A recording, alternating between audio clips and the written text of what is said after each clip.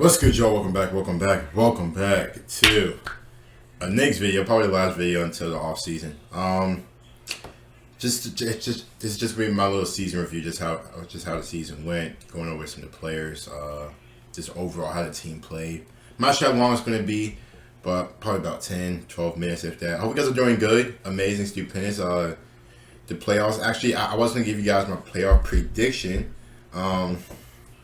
Because that was actually what I was going to start off with, my player prediction. But just to get into that, man, hope you guys, like I said, are doing good. Playoffs have been good. The play-ins have been good. Obviously, the Spurs lost to the Pelicans. Clippers lost to the Timberwolves. Timberwolves after like they won the championship. And who else played? Hawks beat the Cavs. Hawks beat the Hornets. And also Brooklyn beat the Cavs to play Boston. So let's go ahead and get into it, man. Very, very, very looking forward to. Also, we do have the last playing games tonight: Hawks versus Cavs, and we have the Clippers versus the Pelicans. But no Paul George as well. He's in COVID protocols, but that's that. But let's go ahead and get into the Knicks thing, man. But just a quick rundown. I do have the Suns beating the Clippers or the Pelicans. I got Dallas beating Utah, the Warriors beating Denver. I think that series will go 7-0. I got Memphis beating Minnesota. I got the Heat beating the Hawks or Cleveland. That Philly-Toronto is weird. That Philly-Toronto is very weird. Obviously, Toronto been very, very impressive this year. Pascal Siakam, Van Fleet. I got the upset. I got Toronto beating Philly. Got the Bucks beating Chicago. And I got Brooklyn beating the Celtics. I just think with Kyrie back fully now, I got them winning. But let's go ahead and get to the Knicks, man. Started off, season sucked. Obviously, it was a very, very, very frustrating season. Just how everything went. I preached it all year. I preached it all year with these guys. I don't understand, and I say this all the time, I don't understand how it's basically the same team as last year. Yeah, Derrick Rose didn't really play this year because he got hurt.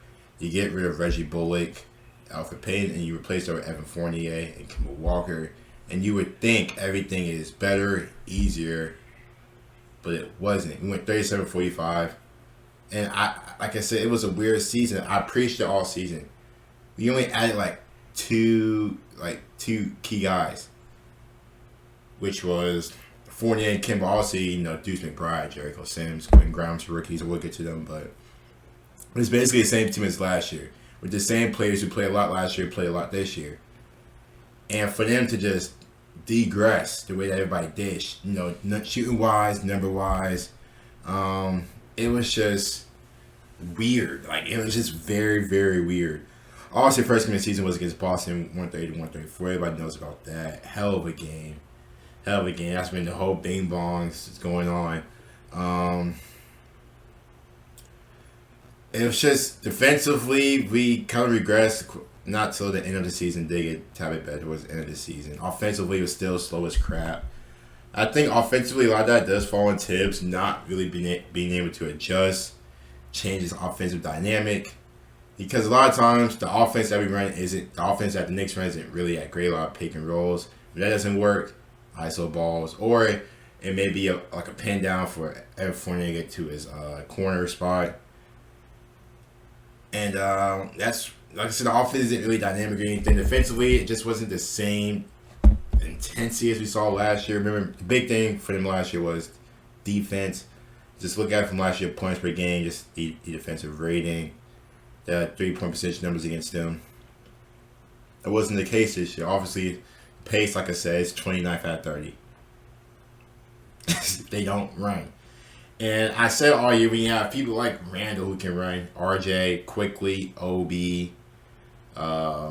McBride, Grimes, Sims, Mitch. And with 29th out of 30 teams in NBA in pace, it's weird. Also, going back to the offense, there was times which the offense has been great.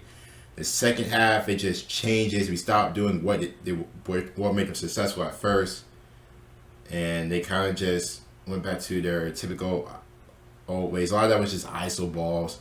It was a really obvious versus the Nets with Alec Burks.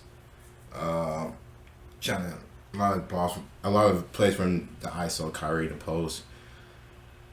I'm not going to blame Tibbs. Tibbs does deserve blame, some blame for the season. I'm not going to blame all of him. I think a lot of it was just the players just not having the same expectations that they had last year. But I mean, having the same momentum to carry over from last year and this year, because I don't know what happened. It's the same team. They expected to go 41-41. They went 37-45. And a lot of that was games that they just blew. They blew a lot of leads. Most obviously, it's the Portland Trail Blazers.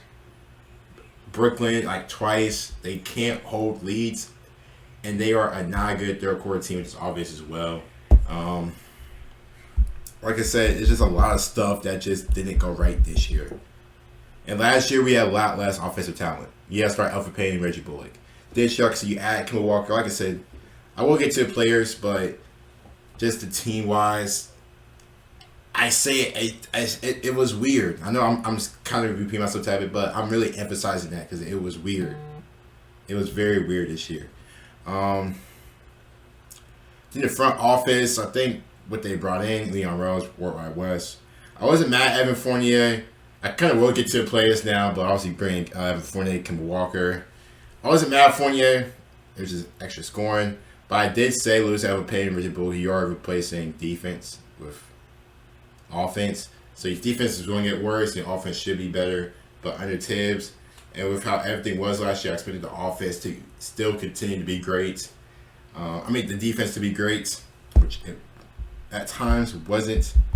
Evan Fournier, I don't think was too bad. I actually did like Evan Fournier this year. 14 points, played 80 out of 82 games. Not mad at it. Alec Burks played 81. It was just, I just can't explain. Like I said, I know. Yes, when you have Derrick Rose, I'm not gonna say when you have Derrick Rose, that's why season went left. One play doesn't change the whole team like that. It's not prime Derrick Rose. It just isn't. I said Evan Fournier. Like I said, go back to Derrick Rose. What was it? 12 points. Like I said, that's 12 points we're missing. But like I said, one player doesn't just. He wasn't even our best player. But we know how effective Derrick Rose was last year, entering this year, and he got hurt. It is what it is. Obviously, Kemba Walker didn't really help defensively. At Kemba Walker, which is absolutely shit. He just doesn't really have the same burst like he usually had. Remember, he started with us, didn't play for a couple games, came back, he looked solid, and then they decided to just shut him down the rest of the season. So that was just weird. I actually did like the Kemba Walker because a lot of people thought he was getting a point guard, but it was just obvious throughout the season that dude just didn't really have the same burst like he did before. But the main man I do want to start off with is Julius Randle. Listen, I don't know what they are going to do with Julius Randle this year personally. 20 points, 10 rebounds, 5 assists. Not sure what they are going to do with him. I would personally like him to stay, but at the same time, I wouldn't be opposed if they do move him on. I think a lot of people are just really frustrated. I think a lot of frustration is built on himself. Remember, and a lot of people noticed the whole booing down towards the fans, which I think a lot of fans were just like, yeah, just piss off, just go. I personally didn't like that. I was like, why? Because at first I didn't know what was going on, but then when it came out, I'm like, oh yeah, you gotta go. He just had a down season, First season with us, he wasn't good. His second last year, he was amazing, and then this year, he was just I'm not gonna say awful. He just wasn't that great, but there was a stretch when this game when she was okay. This is Julius Randle. I think a lot of that came on the West Coast trip, versus Denver, the Lakers, stuff like that. And I'm like, okay, this is the Julius Randle we saw last year. You know what I mean? And kind of got hurt towards the end of the season. Didn't really play, but that's just that. RJ Barrett, who big of this year, actually did become a 20-point per game scorer. The big thing with him is just his efficiency. You guys know he's not the most athletic guy. He kind of has that little hitch when he dribbles the ball. Um, but I do expect him to take another big step next year. Obviously, a lot of free throw shooting. I think with him, just has to be more efficient. Uh, that's my thing with him. He has to become efficient. Efficient. A lot of the times, 7 for 20, 8 for 22, stuff like that. When he becomes efficient, we're gonna be fine. He is starting to get towards the free throw line a lot, but he's gotta make his free throws.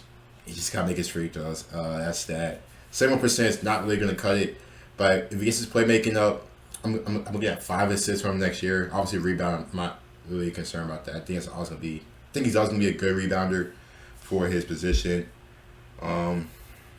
But I was very, very happy with how RJ played. Kind of developing to that, that guy, you could say. But we should see Alec Burks, Mr. Point Guard.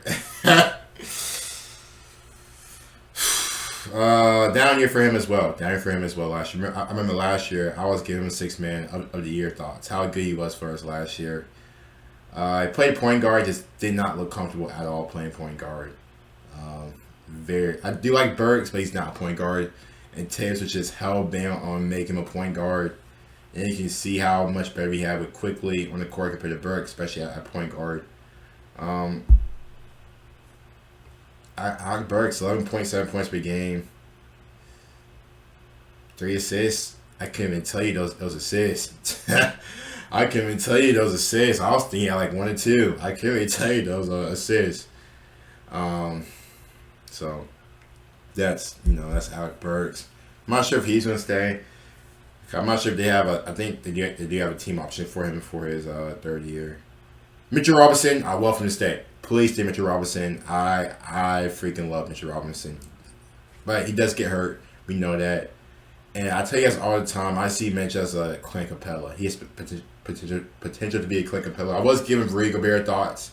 I'm like, I don't think he will be a Gobert, but Mitch does a lot, man. He's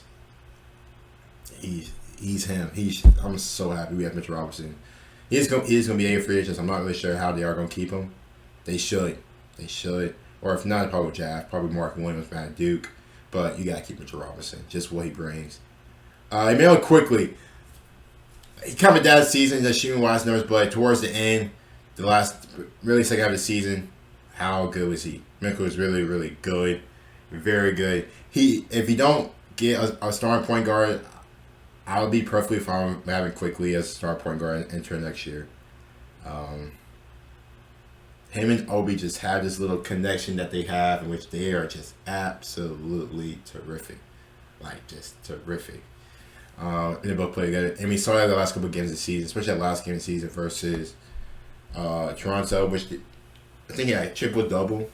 His second triple-double in like a couple of games. Because I think the first thing he had versus the Magic. And very happy with Emmanuel quickly. I think big thing with him, just be more, comfortable out there. Nervous, I'm not going to stay on for too long. I don't really understand why they brought him back, honestly. Defensively, last year, he was amazing. But like I said, a lot of people were good last year compared to this year. So hopefully, Nervous know where it goes. Taj Gibson, did you want to bring him back? I don't understand why he was playing a lot of minutes, 18 minutes. I don't know why he played more minutes than Obi Toppin. I don't. It's just Tibbs, but if the dude decided to bring Taj Gibson back, kind of getting that Udonis Haslam type role, just leadership, all for that.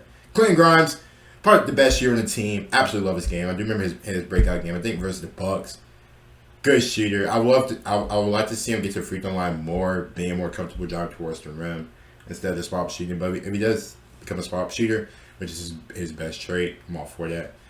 Obi Toppin, expecting a bigger year. And he's more comfortable out there, more comfortable. Remember last year, he didn't really want the ball. But now, he's, especially doing the dribble handoff, the HLs, he's not really handing the ball. He's kind of faking the ball, getting towards the rim. Athleticism is out the gym, we all know that. But for him, continue working on that 3-ball, which we saw improve the last couple of games. Stuff like that. Cam Reddish, expecting a better year from Cam Reddish. I just am expecting a better year from Cam Reddish. Kind of struggled a tad bit, but he did get comfortable before he got hurt. So it will be interesting to see how Cam Reddish is into next year. Jericho Sims, Mr. High Flyer. Offensively, he's very raw. But, dude, I said with him, I'm so happy with him. Just his defensive perimeter defense. Very happy with how he moves his feet, stuff like that. I'm excited to see how he develops next year. Damian Dotson was just two-way. Good to see him back two-way. Miles McBride is supposed to be a Trae Young stopper. Didn't really see too much of McBride because we wanted to see Alec Burks and like Milwaukee and stuff like that. But we'll see how McBride does next year. Obviously, Kevin Knox got traded. Just didn't work out. Bad pick. Like I said, I wanted Mikal Bridges over him. Didn't happen. Ryan Arcidiacono could have him on the team. Everybody else, you know what I mean? But yeah. Overall, it was just a very, very rough season. I'm not gonna draw on it too late because we're on the off season. But I think for them, they gotta get some athleticism. Gotta get some younger guys. They gotta be able to run. 29th in pace, man, it's just unacceptable. With how the game is now, getting up threes, pushing the ball. You can't win games only scoring like 99 points. 94 points. That's Tibbs. He wants to do that. I want to score, but at the same time, I do value defense as well. So anyway, hope you guys enjoyed my season review. If I'm missing anything, please let me know. Appreciate you guys watching it. Guys, leave me you guys thoughts and reactions to it. We'll see you guys later.